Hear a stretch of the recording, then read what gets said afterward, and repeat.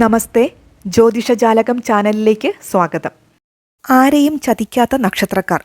ചില ആളുകളെങ്കിലും പലതരം വഞ്ചനയുടെയും ചതിയുടെയും ഇരകളായിട്ടുണ്ടാകാം.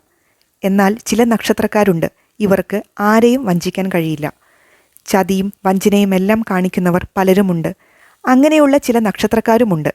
അതേസമയം ആരെയും വഞ്ചിക്കാത്ത ചില നക്ഷത്രക്കാരുമുണ്ട്. ചതിയും വഞ്ചനയും ഒന്നും തന്നെ കൂടെ കൊണ്ട് നടക്കാത്ത നക്ഷത്രക്കാർ. ഇതിനാൽ തന്നെ ദൈവാനുഗ്രഹമുള്ളവർ കൂടിയാണ് ഈ നക്ഷത്രക്കാർ. ഇത്തരത്തിലെ ചില നക്ഷത്രക്കാരെ കുറിച്ച് അറിയൂ. ഇത്തരത്തിലെ ഒരു നക്ഷത്രമാണ് കാർത്തിക. ഇവർക്ക് വഞ്ചിക്കുന്ന സ്വഭാവം ഇല്ലെന്ന് മാത്രമല്ല, മറ്റുള്ളവരുടെ നന്മയ്ക്കായി ആഗ്രഹിക്കുന്നവരും ഇതിനായി പ്രവർത്തിക്കുന്നവരും കൂടിയാണ്. ഇതിനാൽ തന്നെ ഇവരുടെ ജീവിതത്തിൽ ദൈവാനുഗ്രഹവും ഉണ്ടാകും. ഇവർ ഭഗവതി ക്ഷേത്രത്തിൽ ഐക്യസൂക്ത പുഷ്പാഞ്ജലി കഴിക്കുന്നത് നല്ലതാണ്.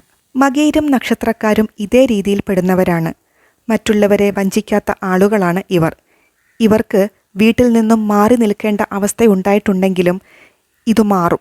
ഇവരുടെ മനസ്സിൽ നിന്നും കലഹഭയം അകലും. ഇവർക്ക് ധനലാഭവും ഫലമായി പറയുന്നു. ഇവർക്ക് പുതിയ സംരംഭങ്ങൾ തുടങ്ങാനും യോഗമുള്ളവരാണ്. പൂയം ആരെയും വഞ്ചിക്കാത്ത മറ്റൊരു നക്ഷത്രമാണ്. ഇവർക്ക് സ്ഥാനക്കയറ്റം പ്രതീക്ഷിക്കാം. ബന്ധുജനങ്ങളുടെ സഹായം ലഭിക്കും. പുതിയ വീടിനായി ശ്രമിക്കുന്നവർക്ക് ഭവന നിർമ്മാണം പൂർത്തീകരിക്കാൻ സാധിക്കാം. ഈ നക്ഷത്രക്കാർക്ക് ശിവന് ധാര കഴിക്കുന്നത് നല്ല ഫലം നൽകും. ഉത്രവും ഇത്തരം നക്ഷത്രത്തിൽപ്പെടുന്നു. ഇവർക്ക് ധനലാഭം ഫലമായി പറയുന്നു. വാത നേത്ര രോഗങ്ങളുടെ കാലം കൂടിയാണ്. കുടുംബത്തിൽ സന്തോഷമുണ്ടാകും. കാര്യസാധ്യമുണ്ടാകും. മക്കൾക്ക് സൗഭാഗ്യമുണ്ടാകും. ചില പ്രത്യേക മേഖലകളിൽ പ്രവർത്തിക്കുന്നവർക്ക് സ്ഥാനമാനങ്ങൾ ലഭിക്കും.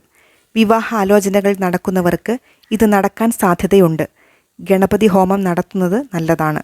ചിത്തിര ഇതേ രീതിയിലെ മറ്റൊരു നക്ഷത്രമാണ്. ഇവർക്ക് ഈ വർഷം രോഗശാന്തി ഉണ്ടാകും. ദുഃഖ അനുഭവങ്ങൾ വിട്ടൊഴിയും. കുടുംബാംഗങ്ങൾക്കും ബന്ധുക്കൾക്കും അഭിവൃദ്ധി ഉണ്ടാകും. ഗൃഹനിർമ്മാണത്തിന് ഉള്ള ശ്രമം ഫലം കാണും. പങ്കാളിക്ക് രോഗസാധ്യതയുണ്ട്. ഇവർക്ക് ദോഷപരിഹാരത്തിനായി വിഷ്ണുവിന് ശതാക്ഷര പുഷ്പാഞ്ജലി നടത്തുന്നതും പാൽപ്പായസം വഴിപാട് നടത്തുന്നതും നല്ലതാണ്.